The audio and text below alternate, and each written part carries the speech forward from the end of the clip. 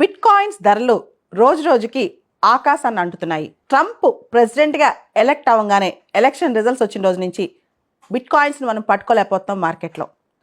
In fact Donald Trump ఒక announcement కూడా ఇచ్చారు.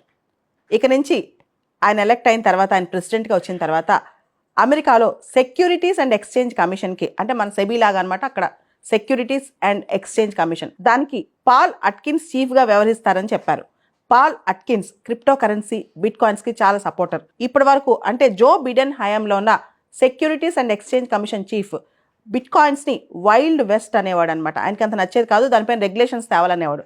కానీ రాబోయే వ్యక్తి పాల్ అట్కిన్స్, ఎవరైతే securities and exchange commission chief ఉన్నారో అతను బిట్ కాయిన్స్కి ఫుల్ సపోర్టర్, క్రిప్టో కరెన్సీకి ఫుల్ సపోర్టర్.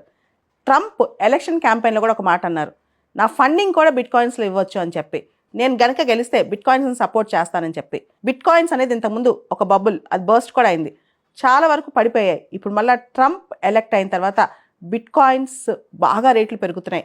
ఇన్ఫ్యాక్ట్ ఈ ఇయర్లో మనం చూసుకుంటే బిట్ కాయిన్ రేట్ 140% పెరిగిందనమాట. సో వచ్చే రోజుల్లో, రాబోయే 1-2 సంవత్సరాల్లో బిట్ కాయిన్స్ మరింత పెరిగే అవకాశం ఉంది. బిట్ కాయిన్ ధర దాదాపు $1,00,000 కూడా రీచ్ అయింది. డొనాల్డ్ ట్రంప్ అమెరికాని bitcoin capital of the వరల్డ్గా చేయాలని ఆలోచిస్తున్నారంట. అంతేకాదు, ఇప్పుడు SEC securities and exchange commission ఎవరైతే చీఫ్ అవ్వబోతున్నారో పాల్ అట్కిన్స్, ఈయనకు కూడా బిట్ కాయిన్ మీద మక్కువ చాలా ఎక్కువ అంట. బిట్ కాయిన్ మీద రెగ్యులేషన్స్ అన్ని తీసేసే అవకాశాలు కూడా కనిపిస్తున్నాయి. ఈ SEC చీఫ్ ఎవరైతే కాబోతున్నారో ఆయన ఇంతకుముందే, ఈ పాల్ అట్కిన్స్ ఇంతకుముందు జార్జ్ బుష్ జూనియర్ టైంలో 2002 to 2008 ఈ టైంలో కూడా ఆయన SEC చీఫ్గా వ్యవహరించారంట. ఈయనకు కూడా ప్రత్యేకంగా తన సొంత ఫినాన్షియల్ కన్సల్టెన్సీ ఫర్మ్ కూడా ఉందంట. దానిలో బ్యాంకింగ్ కస్టమర్స్ ఉన్నారు, బిట్ కాయిన్ కస్టమర్స్ ఉన్నారు, అంటే క్రిప్టో కరెన్సీ కస్టమర్స్ ఉన్నారంటే ఆయనకి. సో పాల్ అట్కిన్స్ ఎవరైతే securities and exchange commission chief కాబోతున్నారో ట్రంప్ హయాంలో, ఆయనకి బిట్ కాయిన్స్ అంటే ఇష్టం ఎక్కువ, క్రిప్టో కరెన్సీ సపోర్టర్. కాబట్టి ఇంకా బిట్ కాయిన్స్ని ఆపడం కష్టం అంటున్నారు అమెరికాలో ఆర్థిక నిపుణులు. నవంబర్ 5వ తారీఖు ట్రంప్ ప్రెసిడెంట్గా ఎలక్ట్ అయిన తర్వాత బిట్ కాయిన్ వాల్యూ ఒకటేసారి 50% పెరిగిపోయింది. ఒక నెలలో 50% పెరిగిపోయింది అనమాట.